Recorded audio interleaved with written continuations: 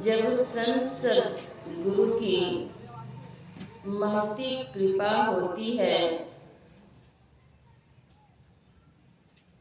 तब सत्संग का सौभाग्य प्राप्त होता है।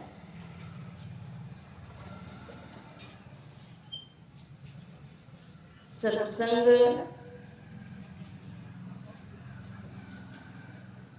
सत और संग के मेल से बना है। सत कौन है? तो सत सोई जो विनसै नाही। सत्य वह है जिनका विनाश नहीं होता, अविनाशी है।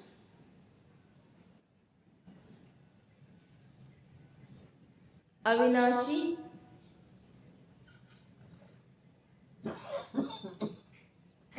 से मिलने के लिए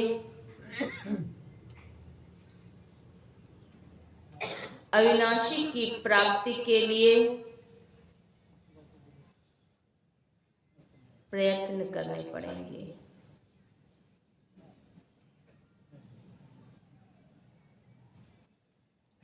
सत्संग के दो प्रकार बतलाए गए हैं, एक बाहरी और एक अंतरी। धर्म कथा बाहर सत्संगा, अंतर सत्संग ध्यान अभंगा। एक बाहरी सत्संग है और दूसरा अंतरी सत्संग है। बाहरी सत्संग कथा प्रसंग को कहते हैं और अंतरी सत्संग ध्यान को कहते हैं। संसार में जितने भी श्रेष्ठ जन हुए, पूज्य जन हुए, उन्होंने अपने जीवन में सत्संग को स्थान दिए।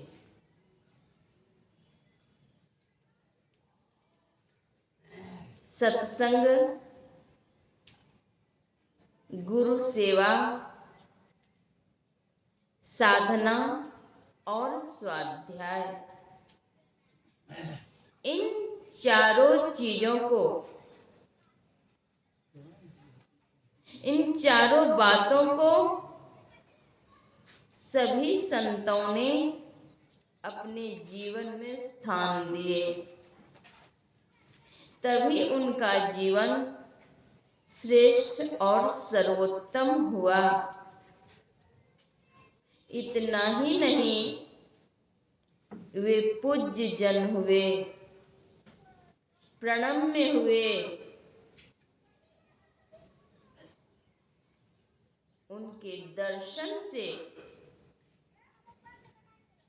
कल्याण हुआ।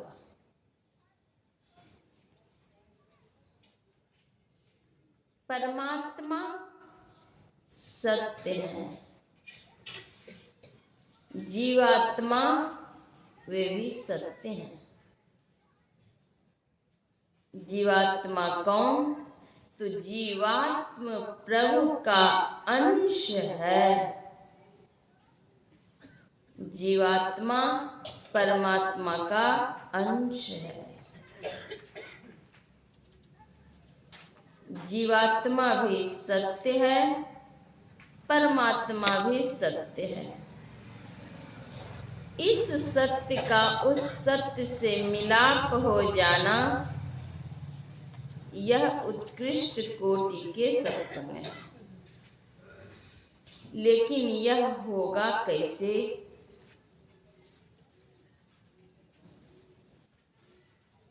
तो जो संत हो चुके हैं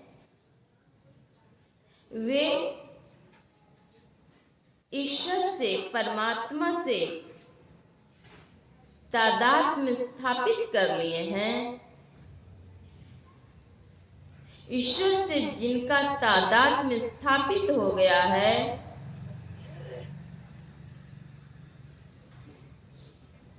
वे संत उस मार्ग को बतलाएंगे। उस मार्ग को कैसे जाने? तो जो भेद बतलाने वाले संत सद्गुरु हैं, उनके पास जाना होगा, उनसे क्रिया सीखनी होगी, तदनुसार साधना करनी पड़ेगी। साधना करके तब सिद्धावस्था की प्राप्ति होगी।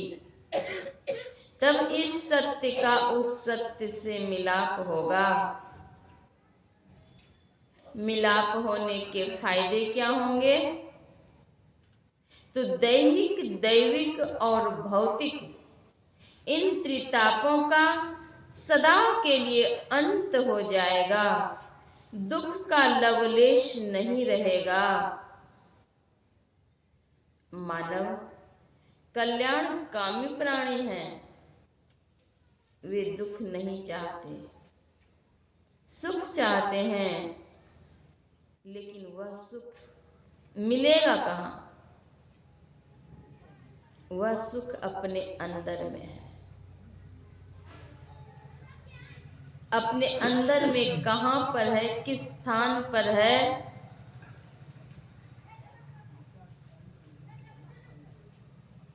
वह जानने के लिए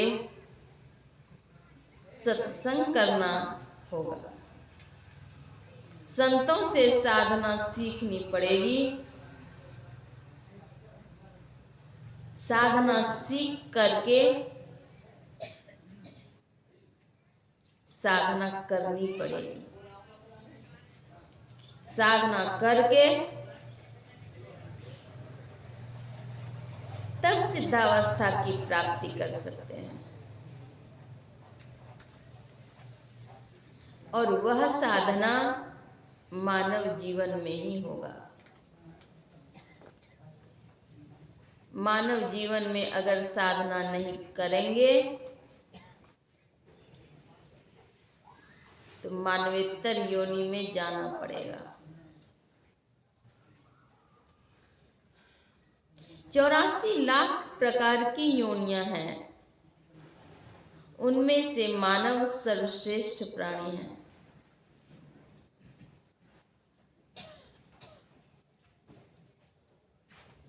जो संत हो गए हैं वे बतलाते हैं कि दुखों से मुक्त हो जाओ। मुक्त होने का रास्ता यही है, दूसरा नहीं है। कल्याण अगर चाहते हैं तो सत्संग कीजिए। अगर कल्याण नहीं चाहते हैं तब तो फिर कोई बात नहीं है। लेकिन मानव स्वभावतः सुख खोजता है। सुखों की खोज में दिन रात सतत वे प्रयत्नशील रहते हैं। संसार का सुख भासता है, यहाँ सुख नहीं है, केवल भासता है।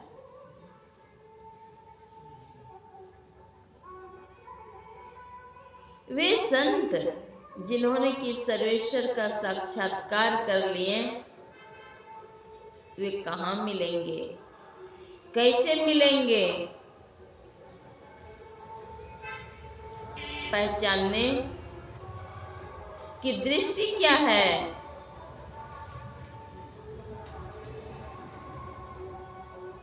चर्म चक्षु से पहचानना असल में यही संत हैं, यह भी मुश्किल है।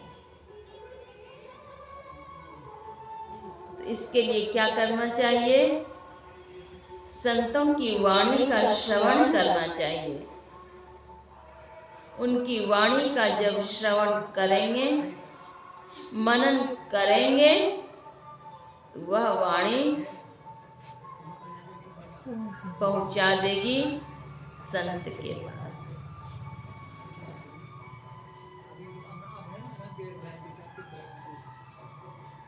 और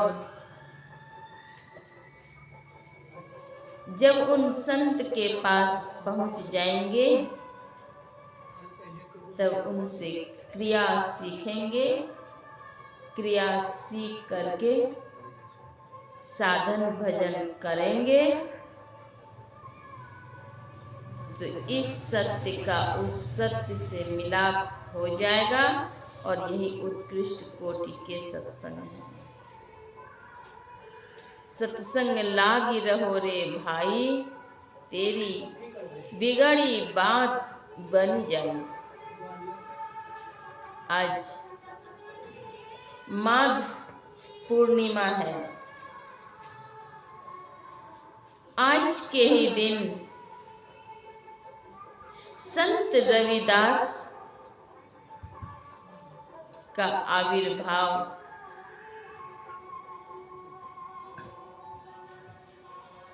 इसी भारत के धरातल पर हुआ।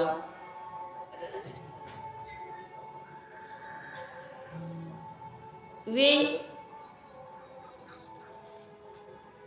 मोची का काम करते थे।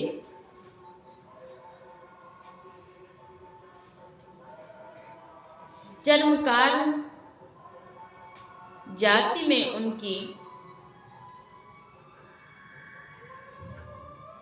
उनका जन्म हुआ था। उनका पेशा था जूते की सिलाई करना।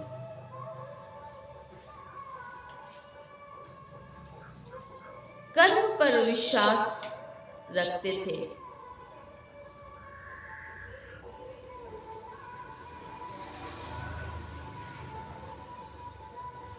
पहले के समय में कभी छुआछूत पर भी लोगों का विश्वास था। छुआछूत पाखंड को इन्होंने दूर किया। वे साधना करते थे, सत्संग करते थे,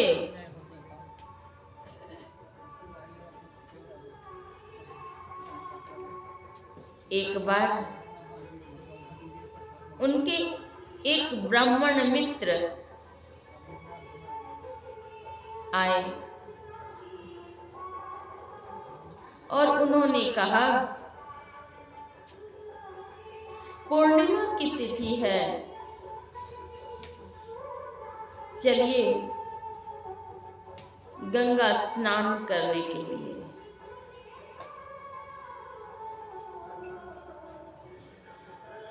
संत रविदास जी महाराज ने कहा, मैं गंगा स्नान के लिए कैसे जाऊंगा? मुझे तो जूते सिलने हैं। मैंने जिन्हें वचन दे दिया है वह तो मुझे पूरा करना पड़ेगा। मैं तो अभी नहीं जा पाऊंगा, लेकिन आप जब जा रहे हैं माँ, गंगे के समक्ष तो मेरा यह न्योता लेते जाइए। न्योता में एक सुपारी दी, कहा यह न्योता लेते जाइए और माँ को दे दीजिएगा।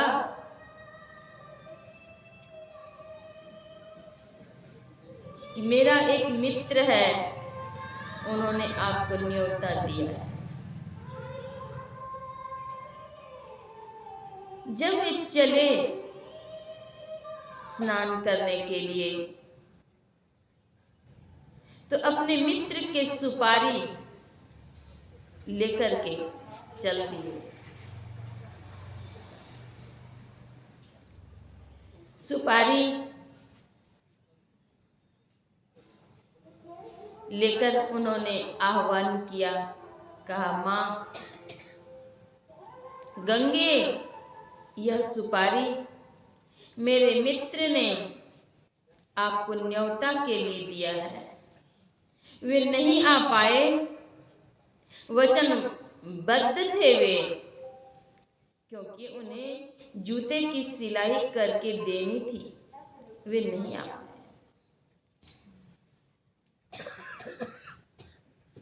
यह सुपारी आप स्वीकार करिए। इतना कहना ही था कि माँ गंगे साक्षात प्रकट हुई और प्रकट होकर उन्होंने यह बात कही कि आपके मित्र नहीं आ पाए। यह सुपारी दिया उन्होंने, यह सुपारी दी तो मेरी ओर से भी आप उनके लिए यह संदेश लेकर के जाइए। वह संदेश था कंगन। एक कंगन उनके हाथ में दी और उन्होंने कहा, माँ गंगे ने यह बात कही कि आप अपने मित्र रविदास जी को यह कंगन दे दीजिए। ब्राह्मण देवता स्नान करके ब्राह्मण देवता ने वह कंगन प्राप्त किया। स्नान कर कंगन लेकर के आए और उन्होंने अपने मित्र संत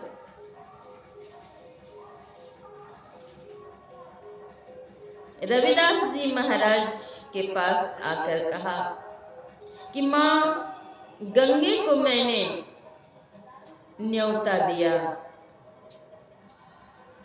तो वे प्रकट हुई और प्रकट होकर के उन्होंने आपके लिए संदेश दी। संदेश है यह कंगन, ले लीजिए आप। संत रविदास जी महाराज उस कंगन को हाथ में लिए और फिर कहते हैं कि मैं यह कंगन क्या करूंगा। कंगन बहुत चमकीला था।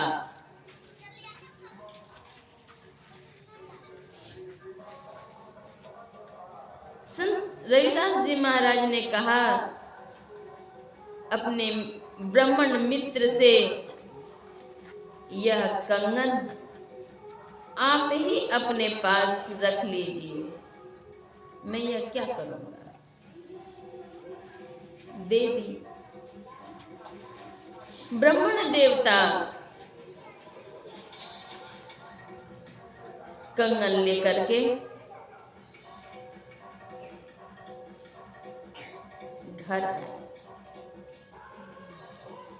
घर आकर उन्होंने अपनी धर्म पत्नी से कहा, यह लो कंगन,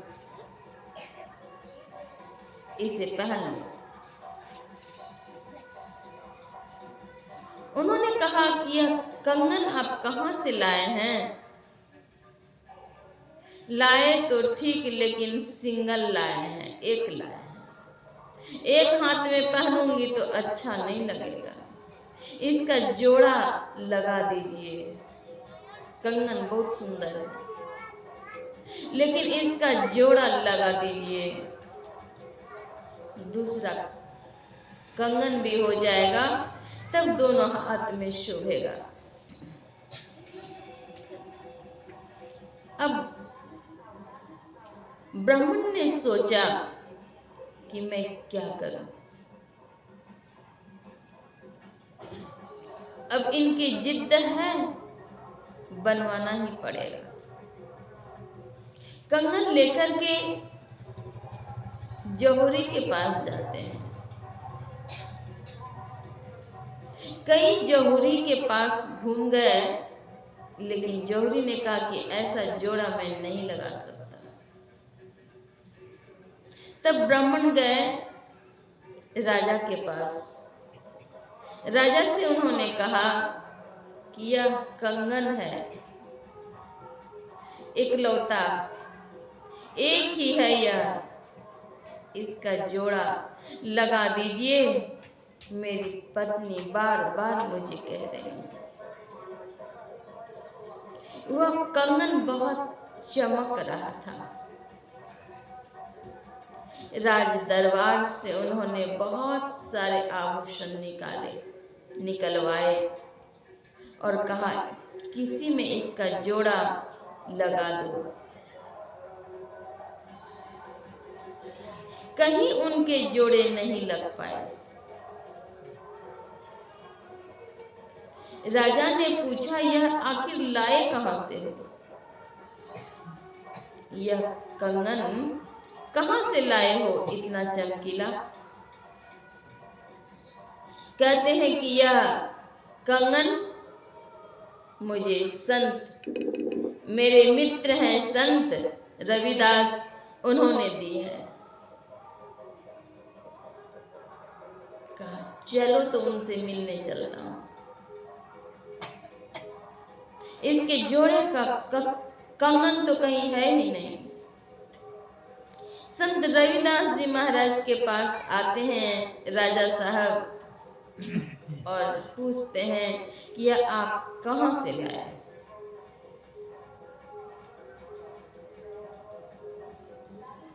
रविदास जी महाराज जी ने सारी बातें बतला दी। उन्होंने कहा कि मुझे इसका जोड़ा चाहिए, दूसरा कंगन चाहिए, इसके लिए जो धन लग जाए।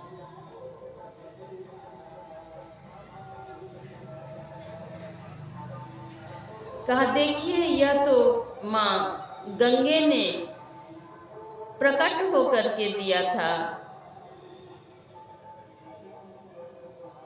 और अब आप चाहते हैं कि मुझे भी मिल जाए। उन्होंने बहुत निवेदन किया कि नहीं, इसका जोड़ा मुझे चाहिए। वे जो जूते सिलाई करते थे तो चमड़े का पात्र था, उसमें जल होते थे। पहले तो राजा साहब जब आए तो उन्हें चमड़े का आसन दे दिया बैठने के लिए। उनका मन थोड़ा भिन्नाया, फिर मुश्किल से बैठ गए। फिर जब बातचीत हुई तो उन्होंने उसी पात्र में, चमड़े के पात्र में रखे हुए जल को राजा साहब को हाथ में दे दिए कि लीजिए इसे पी जाइए। उन्हें कुछ घृणा सा महसूस हुआ। उन्होंने सोचा ये चमड़ा का पात्र है, ये स्वयं जाति के चमार हैं, इनके हाथ का जल मैं पीऊं। हाथ में जल लिया और पीने के बहाने अपने कपड़े में पोंछ लिए।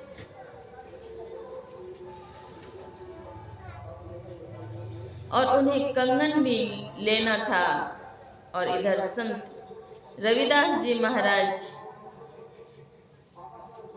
उसी पात्र में, चमड़े के पात्र में जल रखकर उन्होंने कहा, मन चंगा कठौती गंगा, मन चंगा कठौती में गंगा, मन चंगा कठौती में गंगा। गंगे का उन्होंने आह्वान किया और उस जल को हिलाया। उसी कठौते में से दूसरा कंगन उसी तरह से उन्हें प्राप्त हो गया। अब वे दूसरा कंगन हाथ में लिए और राजा साहब को दे दिए। कहा, अब दोबारा नहीं मांगिएगा मुझसे कुछ भी, दोबारा नहीं आइएगा। एक बार आपने तो हैरान कर दिया, अब नहीं आइएगा मांगने। वे हाथ में कंगन लिए और आए अपने घर। कंगन बहुत चमक रहा था। उनके मन में हुआ कि मैं तो चर्मकार के यहाँ से आया हूँ, तो पहले इधर ही स्नान कर लूं तब घर जाऊंगा। और उनके आसन पर बैठा हूं, चर्म आसन पर बैठा हूं, तो अशुद्ध हो गया। स्नान करना जरूरी है। यह सोच करके वे स्नान करने लग गए। स्नान करने के वक्त उन्होंने सोचा, इस कपड़े में दाग कहाँ से लग गए। फिर भी उन्होंने कपड़े उतार दिए, स्नान कर लिए। दासी जब कपड़े साफ करने लग गई तो उसमें दाग था, दाग नहीं छूट रहा। जब दाग नहीं छूट रहा था, रगड़ रही थी, तो फिर उन्हें हुआ कि इसे दांत से खींच करके साफ करती। तो दांत में जैसे ही लगाया, उस चरणामृत पड़े हुए कपड़े को जैसे ही दांत से लगाया, उन्हें कुछ अनुभूति हो गई।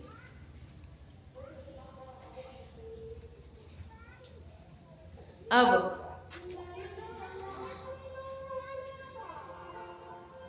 वे कपड़े को देती हैं सूखने के लिए। रानी से पूछती हैं, राजा साहब कहाँ हैं? रानी ने कहा, राजा साहब ध्यान कर रहे हैं। राजा साहब ध्यान कर रहे हैं? कहाँ? अपनी कोठरी में बैठकर ध्यान कर रहे हैं। रानी ने कहा कि वे ध्यान नहीं कर रहे हैं, कोठरी में बैठ करके गिनती कर रहे हैं।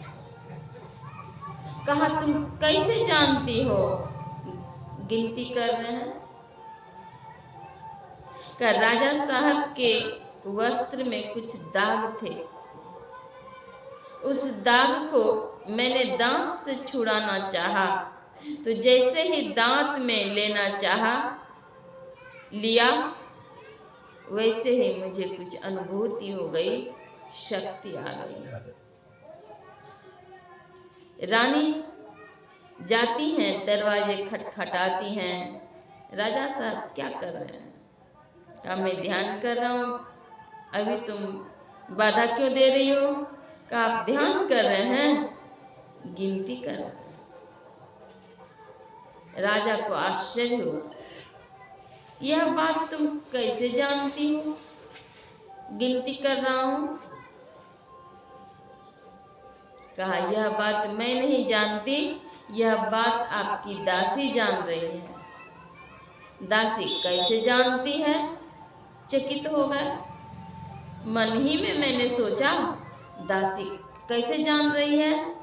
दासी से पूछा, कहा, राजा साहब आपने जो वस्त्र में दाग लगाया था, उस दाग को जैसे ही मैंने मुंह से हटाना चाहा कि दाग हट जाए, तो जैसे ही दांत में लिया, उसी वक्त मुझे अनुभूति हो गई, शक्ति आ गई।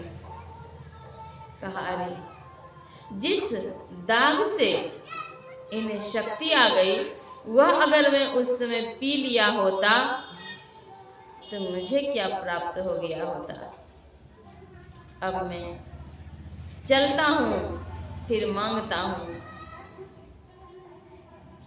दासी की इतनी ऊंची गति हो चुकी है, मैं जाता हूँ राजा साहब से, फिर संत रविदास जी महाराज से फिर से मांग लूंगा। वे आते हैं और फिर मांगते हैं। संत रविदास जी महाराज ने कहा वह समय अब खत्म हो गया।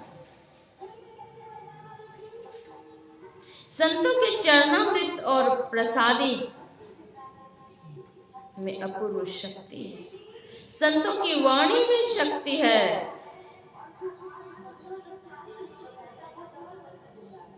संतों की वाणी में वह ओज है, वह ऊर्जा है, वह तेज है जो संसार के समस्त बाधाओं को, काल कराल व्याल को मिटा देते हैं।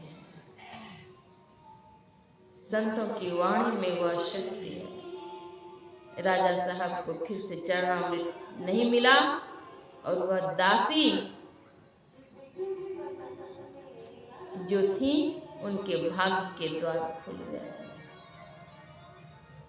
अगर अपना भाग्य खोलना चाहते हैं, परिजनों के भाग्य खुल जाएं, भाग्य उज्जवल हो जाएं, अगर यह चाहते हैं तो अपने परिजन को सत्संग में लाइए।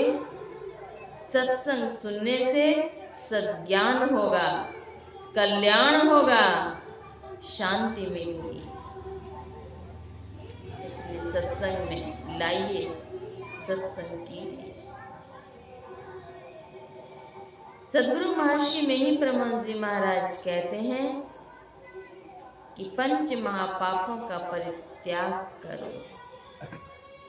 झूठ, चोरी, नशा, हिंसा और व्यभिचार, इन पंच महापापों का परित्याग करो।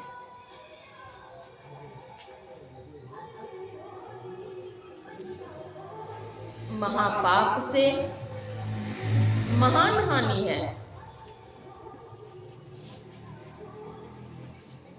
हानि ही हानि है।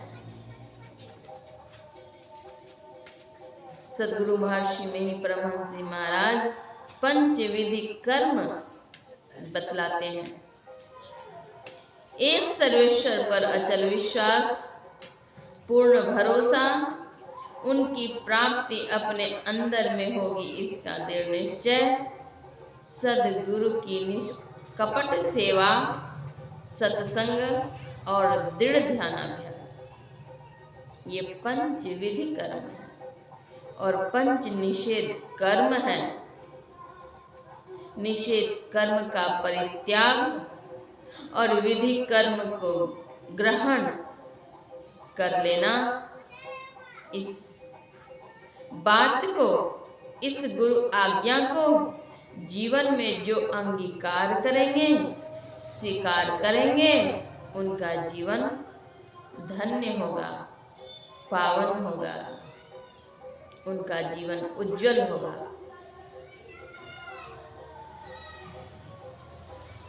आज संत रविदास जी महाराज की पावन जयंती। रविदास नाम क्यों हुआ उनका? तो रविवार के दिन उनका जन्म हुआ था, इसलिए उन्हें रविदास या रैदास कहा जाने लगा। रैदास नाम पड़ गया। परम भक्ति संत मीराबाई के गुरुदेव हुए संत रैदास जी महाराज। संत रैदास जी महाराज की वाणी गुरु ग्रंथ साहिब में संकलित हैं। परम भक्त मीराबाई ने लिखा, रैदास संत मिलो मोहि जवहीं, दिन और सूरत सही दानी।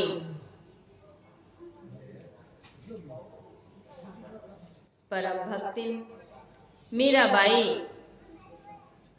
नारी जीवन को श्रेष्ठ और सर्वोत्तम नमूना प्रदान करती है। उनका जीवन अपने इष्ट देव को समर्पित था। बाल्यकाल में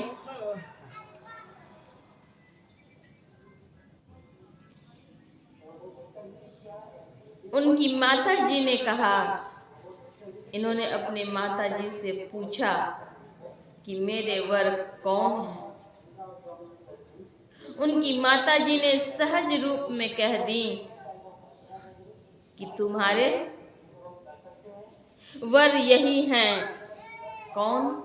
तो मुरलीधर श्री कृष्ण के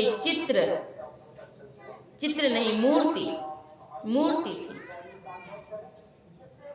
उनको दिखलाती हुई संकेत करती हुई कि यही तुम्हारे पति है।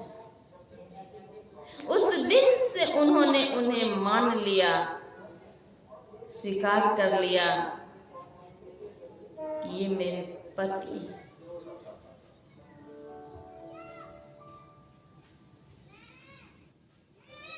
जब अवस्था उनकी बढ़ी तब उनकी माता जी ने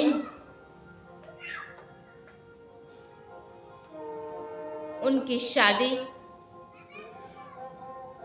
करने की तैयारी करने लग गए।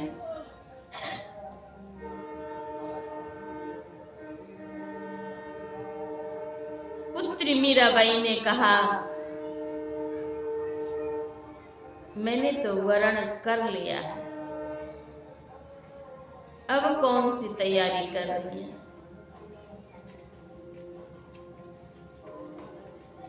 तो कहा,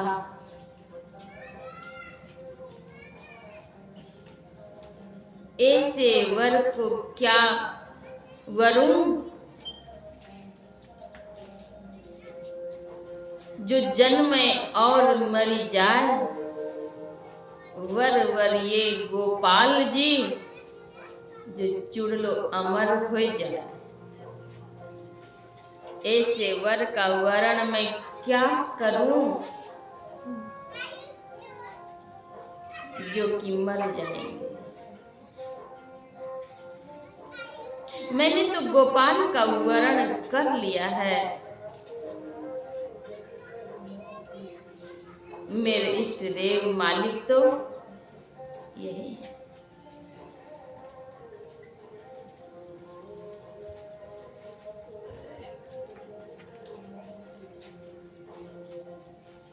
फिर भी माता की आज्ञा की अवहेलना उन्होंने नहीं की। वे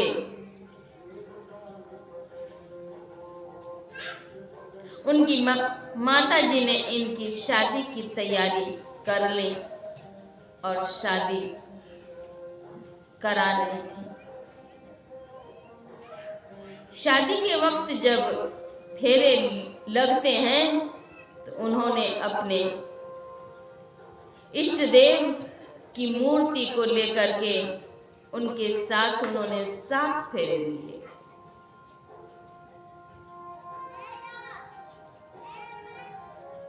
सात फेरे लिए उन्होंने। बाद में जब शादी के पश्चात विदाई में परम भक्ति मीराबाई की मां बहुत सारे सामान देकर अपने हृदय के टुकड़े को विदा करने लगी। तब उनका मन उदास था। माता जी ने कहा कि और क्या चाहिए। परम भक्ति मीराबाई ने कहा, मुझे मेरे प्रीतम की मूर्ति चाहिए, मैं उनको अपने संग ले जाना चाहती हूँ। माता जी ने सहर्ष दे दिया। विदा होती हैं, जब ससुराल जाती हैं तो सासू ने कहा, गुरुदेवी की पूजा करो। उन्होंने कहा, मैं एक की पूजा कर रही हूँ, अब और पूजा की क्या आवश्यकता। नहीं किया। नहीं करने पर उनका मन उदास हो गया।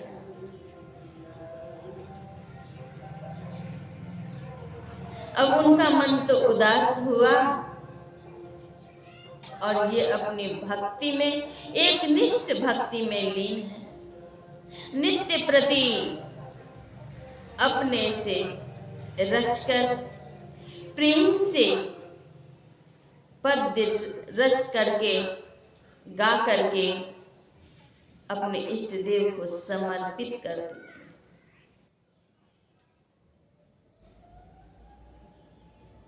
उनकी याद में बेसुध हो जाती, उनके प्रेम में बेसुध हो जाती।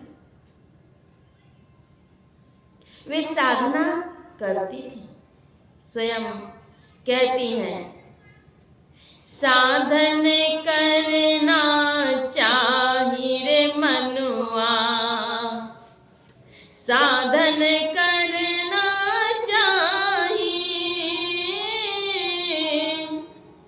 साधन करना चाहिए मनुआ, साधन करना चाहिए, प्रीत लगाना चाहिए मनुआ, प्रीत लगाना चाहिए,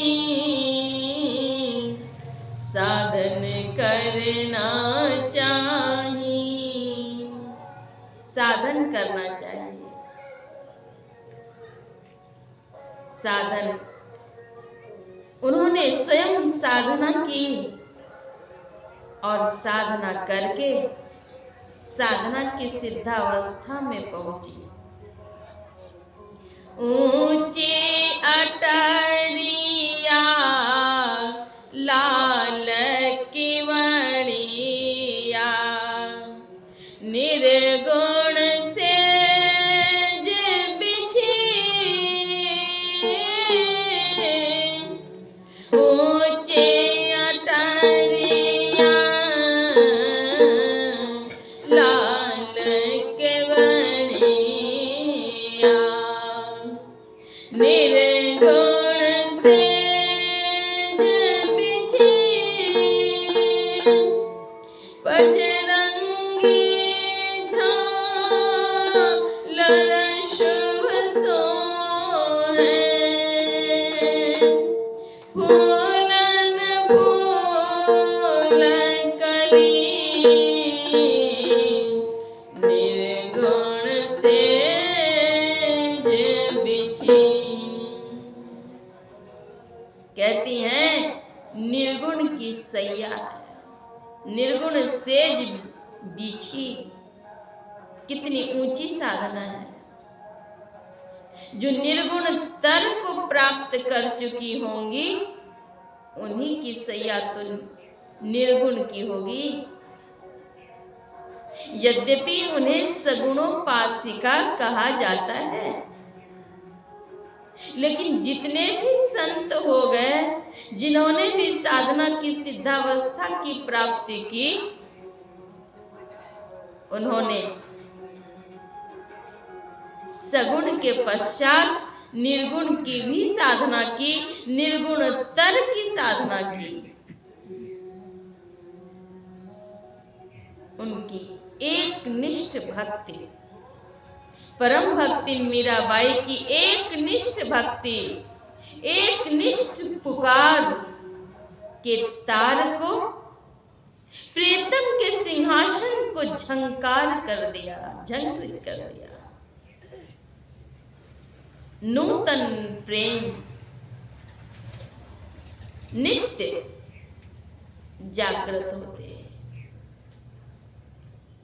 अपने प्रीतम के दर्शन की प्यासी हैं, दर्शन चाहते हैं, रात रात भर पुकार करते हैं।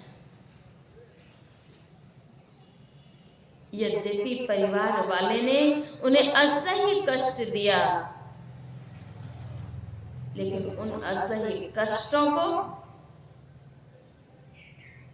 कष्टों की परवाह उन्होंने नहीं करी। एक बार की बात है, वे अपने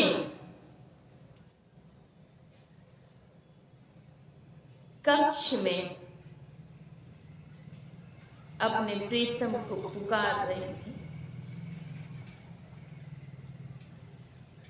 बेसुध थी,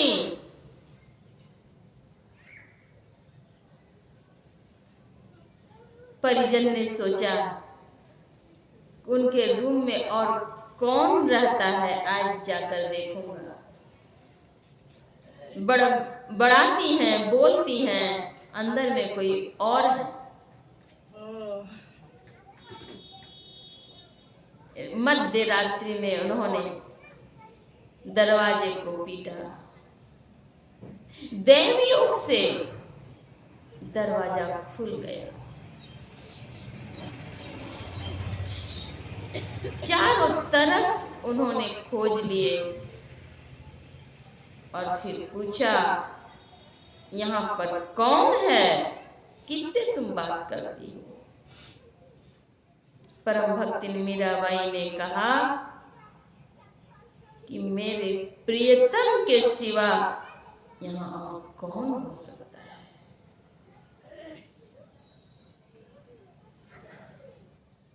मेरे तो गिरिधर गोपाल, मेरे तो गिरिधर गोपाल, दूसरो न कोई, जाके सिर मोर मुकुट, मेरो पति सोई, मेरे तो गिरिधर गोपाल, दूसरो न कोई। उन्होंने कहा कि मेरे तो एकमात्र गिरधर गोपाल हैं, मुरलीधर श्री कृष्ण ही मेरे प्रीतम हैं, जन्म जन्म के साथी हैं, उनके अलावा मेरा और कौन, कोई नहीं। उनकी एक निष्ठ भक्ति थी, हर क्षण वे अपने प्रीतम को पुकारती थी। पति के रूप में उन्होंने उन्हें माना था, अर्थात उनकी भक्ति दाम्पत्य भाव की भक्ति थी।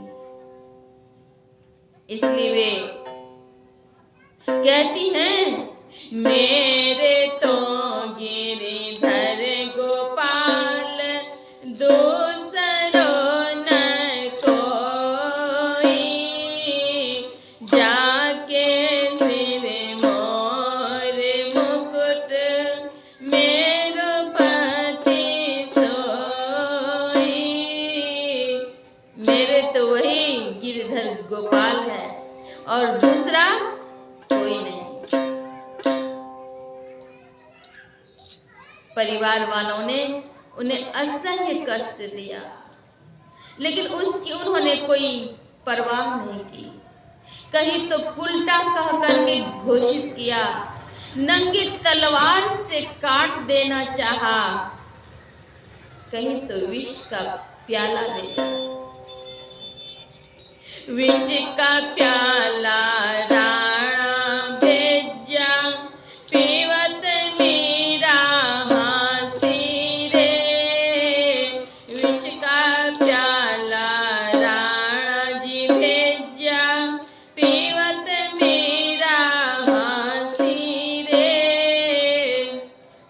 का प्याला राणा जी भेज दिए और हलाहल विष के प्याले को उन्होंने प्रसाद मान करके तत्क्षण पी लिया। और प्रभु का प्रसाद जब मान करके पी लिए, उन्हें कुछ नहीं हुआ। जब कुछ नहीं हुआ, इससे भी आश्चर्य, सांप का पिटारा भेजा और सांप का पिटारा भी फूल का माला बन करके निकल गया।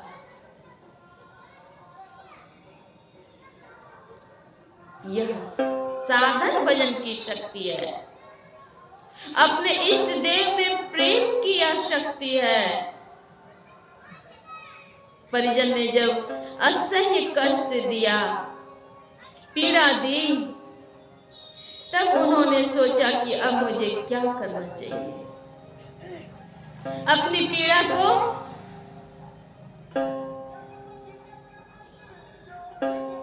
सहती हुई उन्होंने एक पत्र गोस्वामी तुलसीदास जी महाराज को लिखा। कहा कि परिवार वाले मुझे भक्ति करने में असह्य कष्ट देते हैं, मैं क्या करूं। परिवार वाले कहते थे, छाड़ दे हो मीरा साधु संगतिया,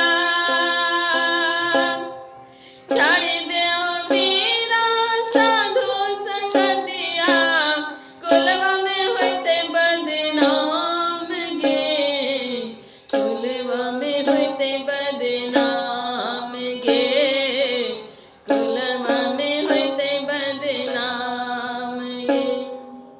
हम नहीं खोवे बाबा साधु संगतिया, हम नहीं खोवे बाबा साधु संगतिया, कुलवा में होते बदनाम हो, कुलवा में होते बदनाम हो, कुलवा में होते बदनाम। हमरो संगतिया धनादन भगतिया, हमरो संगतिया रविदास भगतिया, बिना बिगे खेती उपजावे हो, बिना बिगे खेती उपजावे हो, बिना बिगे खेती उपजावे हो। कहा, हे मीरा, छोड़ दो, लाज रखो। राजघराने कुल की नारी कहीं बाहर नहीं जाती है। लेकिन इन्होंने क्या किया, संतन दिग बैठी बैठी लोक लाज खोई, दास मेरा लाल गिरधर तारो अब मोही, दास मेरा लाल गिरधर तारो अब मोही। मीरा गिरधर लाल की दासी हैं। वे अपने इष्ट देव से कहती हैं, अब मुझे तारो, निवारो, पुकारती हैं। पग घुंघरू बांध मीरा नाची रे, नाची रे, नाची रे, नाची रे, पग घुंघरू बांध मीरा नाची रे। अपने पैर में घुंघरू बांध करके मीरा नाचती थी, गाती थी, अपने प्रभु को पुकारती थी। जब इन्होंने पत्र लिखा, पत्र गोस्वामी तुलसीदास जी महाराज पढ़ते हैं। पत्र पढ़ करके पत्रोत्तर में उन्होंने लिखा जाके प्रिय राम बरही, तजिए ताहि कोटि वरी सम, यद्यपि परम स्नेही, यद्यपि परम स्नेही। जिसके प्रिय भगवान श्री रामचंद्र जी महाराज और भगवती माता सीता नहीं है, उनको 1 2 3 4 5 6 10 20 50 ही नहीं मान करके करोड़ों दुश्मन के समान मान करके उनका शीघ्र ही परित्याग कर देना चाहिए। अब उन्होंने सोचा कि अब क्या करना चाहिए, तो उत्तर मिल गया। क्या किया उन्होंने? तुलसी की माला गले में लेकर मीरा ने घर को छोड़ दिया, मीरा ने घर को छोड़ दिया। राजघरान की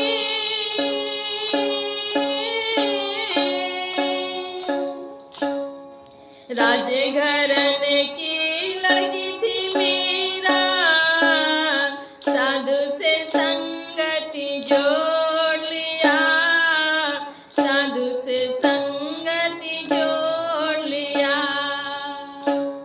राजघराने की लड़की तो थी, लेकिन साधु संतों के संग उन्होंने की। उन्होंने स्वयं संदेश दिया, मनुआ राम नाम रस पीजे, मनुआ राम नाम रस पीजे, तज को संग बैठ सत्संग निता, हरि चर्चा सुन लीजे, तज को संग बैठ सत्संग निता, हरि चर्चा सुन लीजे, मनुआ राम नाम रस पीजे।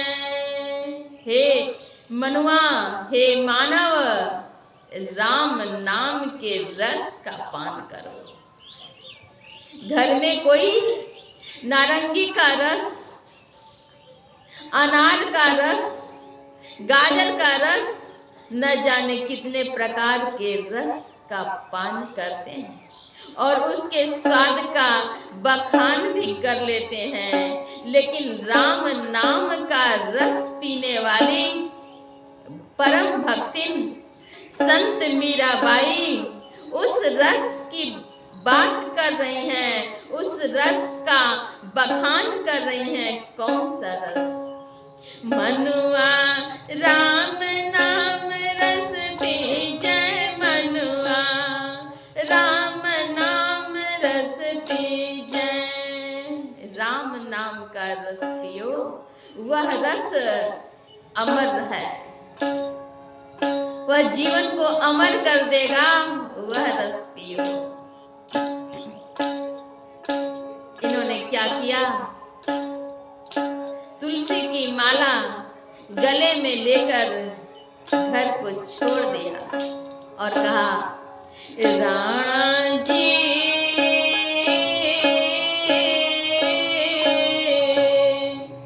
अब न रहूंगी तोरी हट की, राणा जी अब न रहूंगी तोरी हट की, साधु संग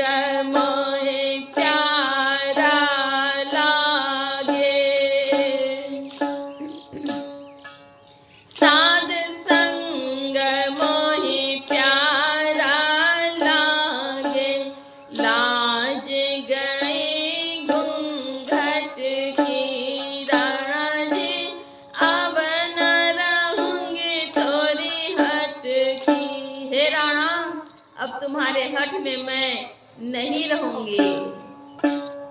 क्यों? मुझे तो साधु संतों के संग प्यारे लगते हैं, अच्छे लगते हैं। मैं अब तुम्हारे हट में नहीं रहूंगी। महल किला रण मोही न चाहिए, साड़ी रेशम पट की। हे राणा, महल नहीं चाहिए, रेशम की साड़ी भी नहीं चाहिए। मुझे तो भक्ति चाहिए। अपने श्री कृष्ण प्रीतम के प्रेम में डूबे रहना चाहिए। मुझे वही करनी है। निकल जाती हैं, निकल करके चली जाती हैं। अपने इष्ट देव को याद करती हैं और कहती हैं, मन चाकर राख्यो जी, लाल मन ना कर राख्यो जी। हे मेरे लाल, गिरधर लाल, प्रीतम मुरलीधर श्री कृष्ण, मुझे अपने चरणों में रखो, अपनी चाकरी में रखिए मेरे प्रभु। संसार की चाकरी मुझसे मत कराइए। मन चाकर राख्यो जी, लाल मन ना कर राख्यो जी। चाकर रासो बाग लगासो, नित उठ दर्शन पासो। चाकर रहसो बाग लगासो, नित उठ दर्शन पासो। वृंदावन की कुंज गलिन में तेरी लीला गासो।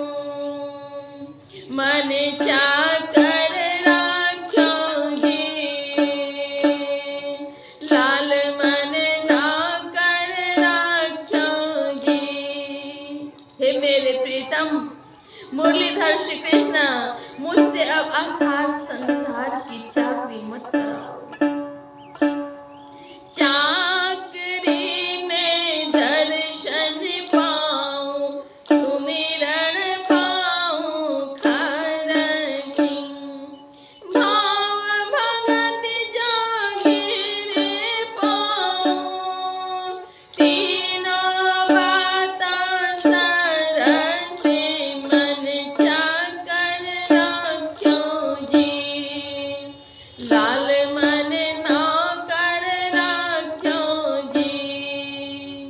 वे स्वयं नौकरी करना चाहती हैं, चाकरी करना चाहती हैं, किनका? तो अपने प्रियतम श्री कृष्ण का।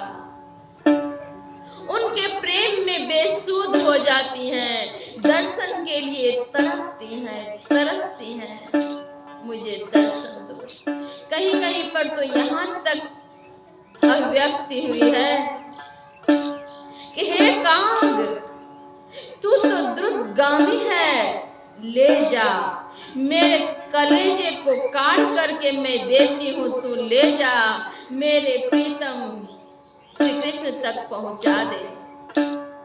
हे काग, तू पहुंचा दे, क्योंकि विरह वेदना बड़ा असहनीय होता है। अंतर में वेदना होती है, कष्ट होता है, जलन होती है, प्रभु के जब दर्शन नहीं होते। मैं अगर जानती है श्री कृष्ण मुरलीधर मेरे प्रीतम कि तुझसे प्रीत करने में मुझे इतना कष्ट होगा, इतनी वेदना सहनी होगी, तो मैं यह करती।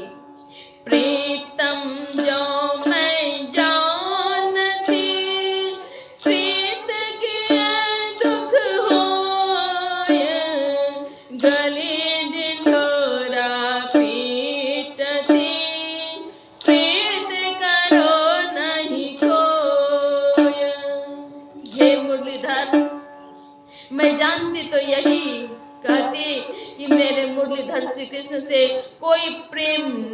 करो। मैं नहीं जानती थी इतना कष्ट होगा। संसार वाले तो कष्ट दिए ही, लेकिन आप भी दर्शन की प्यासी आकुल व्याकुल मीरा को आप दर्शन नहीं देते।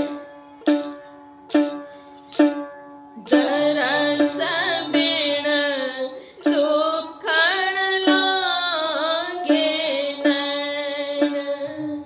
दर्शन के अभाव में उनके नैन व्यथित हैं, दुखित हैं। तो इस प्रकार से उनकी ऊंची भक्ति थी। नमूना है, आत्मसात करने के लिए है। आगे चल करके भक्ति करती हुई वे श्री कृष्ण की मूर्ति में ही समाहित हो जाती हैं, उन्हीं में विलीन हो जाती हैं। उनकी अंतर वेदना इतनी थी, उन्होंने प्रीतम के सिंहासन को झंकार दिया। उनके प्रेम इतने अधिक थे, विरह की ज्वाला में वे धधकती थीं। उन्हें अन्न जल कुछ भी नहीं सुहाता जब उन्हें विरह की वेदना होती। अन्न न भावे निंदा न आवे, बारे बारे मोही विरह सतावे। उन्हें अन्न जल कुछ भी नहीं सुहाता, उन्हें विरह वेदना ने दग्ध कर दिया है, ज्वलित कर दिया है। मैंने मीराबाई, संत मीराबाई की अंतर वेदना नामनी पुस्तक को लिखा है। उसमें विस्तार से वर्णन है। आप उस पुस्तक को पढ़ेंगे तो बहुत कुछ पाएंगे। आज का सत्संग इतना ही, क्योंकि समय बहुत हो चुके हैं। फिर हम लोग अगले सत्र के सत्संग में श्रवण करेंगे। सबों के लिए हार्दिक शुभकामनाएं, मंगल कामनाएं। श्री सद्गुरु महाराज की जय।